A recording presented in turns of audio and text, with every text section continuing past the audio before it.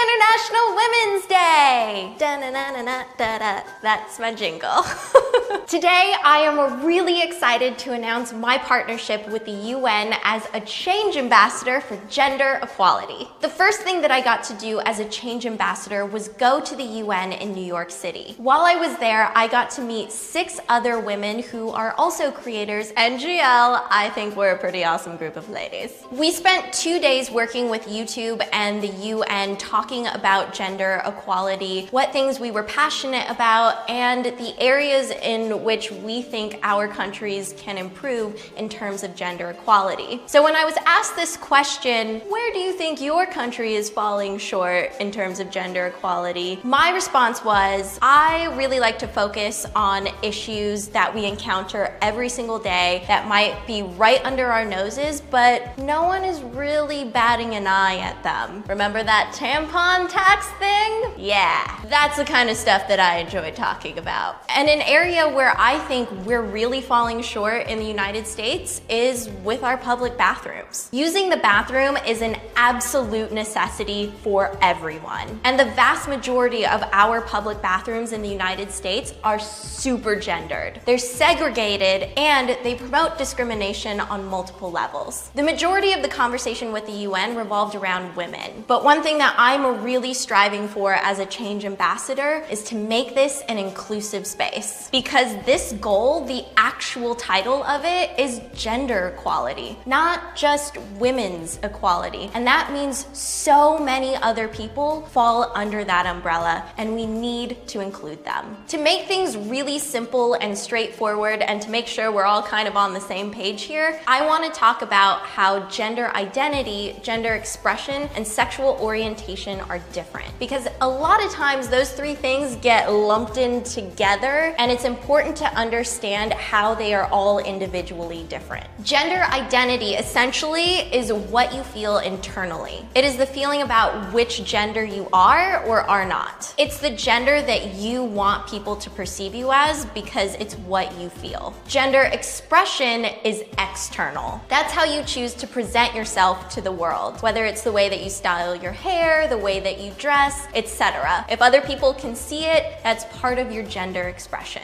Now, gender identity and gender expression can be aligned in ways that are more traditional. And what I mean by that is, well, let's use myself as an example. My gender identity is a woman. My gender expression usually skews more on the feminine side. So in the traditional eyes of the world, that is an alignment that we're pretty used to seeing. But it's also not the only alignment out there. There are many combinations of gender identity and gender expression, and none of them are wrong. And last but not least, sexual orientation is basically who you are sexually and romantically attracted to or not attracted to. So I'm a lesbian, and that is my sexual orientation. And it's important to remember that within these 3 categories of gender identity, gender expression, and sexual orientation, there are individual spectrums and room for fluidity. Now that we've gone over that basic information, we can get into the bathrooms. Or in a lot of cases, unfortunately, not get into the bathrooms because there is lots of segregation happening on multiple levels in this country. The most obvious one is the separation between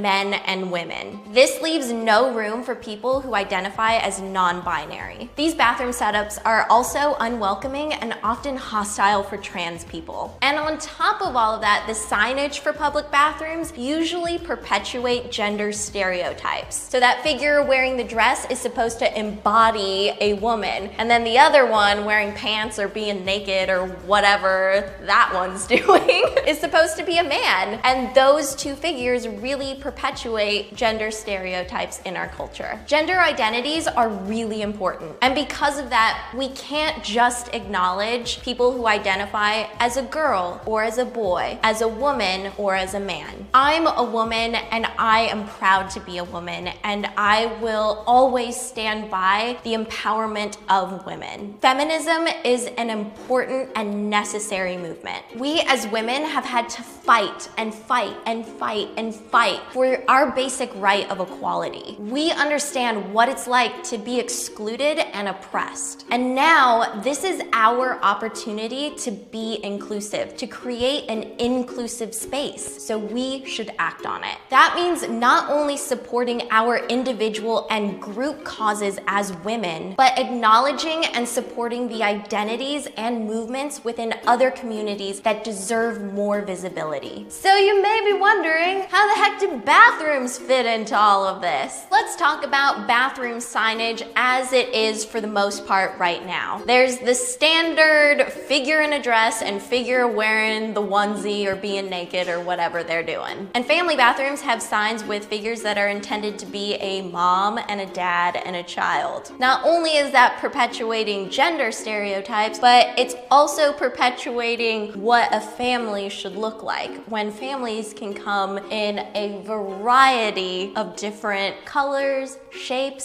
sizes, etc., etc. It's not just that one little picture. And then there's the unisex bathroom, which normally has a figure meant to be perceived as a man and the other one meant to be perceived as a woman, or the two blended together. These last two kinds of bathroom signs that I mentioned are definitely more welcoming and more inclusive, but they still encourage gender stereotypes and family stereotypes and are not inclusive of people who are non-binary. Something really upsetting that happened in this country very recently was South Dakota passing the bathroom bill. Here is the exact wording in the bathroom bill. Every restroom, locker room, and shower room located in a public elementary or secondary school that is designated for student use and is accessible by multiple students at the same time shall be designated for and used only by students of the same biological sex. Yo, I'm sorry, but gender is way more than just chromosomes and your anatomy. This is really awful for trans kids and kids who are non-binary. Bills like this are being created to protect our youth, when in fact, they're hurting them. On the positive side though, there is progress being made. For example, here in Los Angeles, West Hollywood recently passed a law that requires all public places to have gender-neutral signage if they have single-stall restrooms. And there are over 150 colleges in the United States that are using all-inclusive bathroom signage, which means literally everyone is welcome to use the bathroom, which is how it should be. So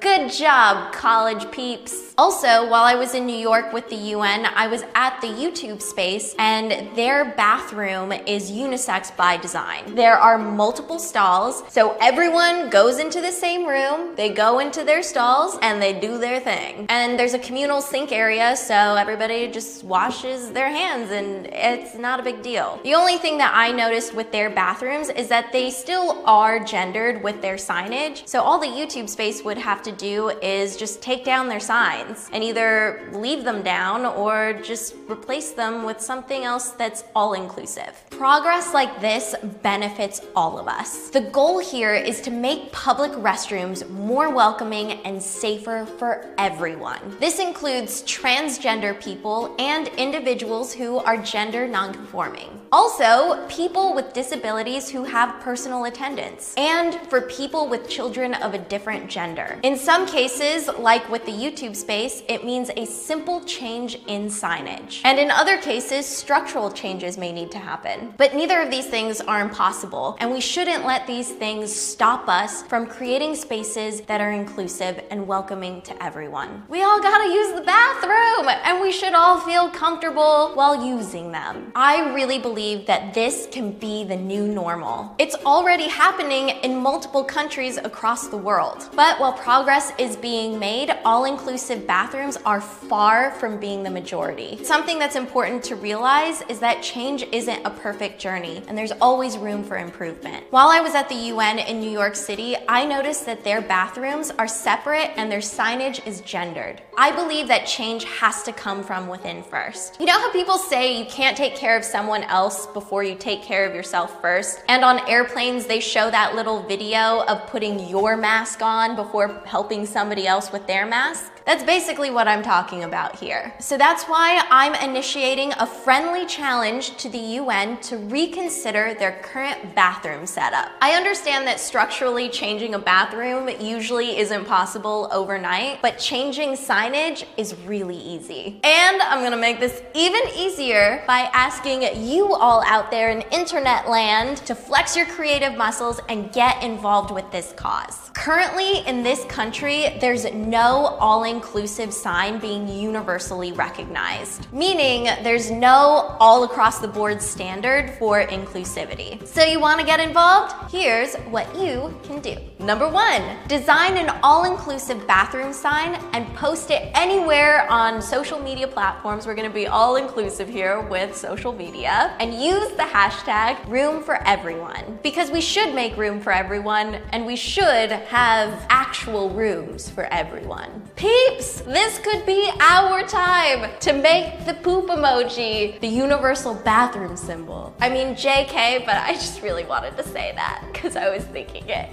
If designing something isn't your thing, when you're out just living your life and you encounter a gendered bathroom sign, take a picture of it and post it anywhere and everywhere using the same hashtag, #RoomForEveryone. I've actually been doing this a lot on my Snapchat, so whenever I encounter a gendered bathroom when I'm in public, I say where it is and we can do better. I'm waiting for the day where the majority of my snaps can say we did better instead of we can do better. This is a specific cause that's important to me, but there are many other ways that you can support gender equality. That's why there are 7 change ambassadors. We support each other as a group, and we also support our individual causes. All of my fellow change ambassador ladies have also posted videos, so I'm going to link their channels and videos down below for you if you would like to watch them. I really encourage that you watch every single one, because when we support each other, we become louder, and that's what we want. I will also be linking resources that I have found to be helpful and have really helped educate me down below in the description box. And you can also use this hashtag to support the overall goal of gender equality. Our goal is to achieve gender equality in the next 15 years, so let's do this thing. P.S. Putting this out there, patience is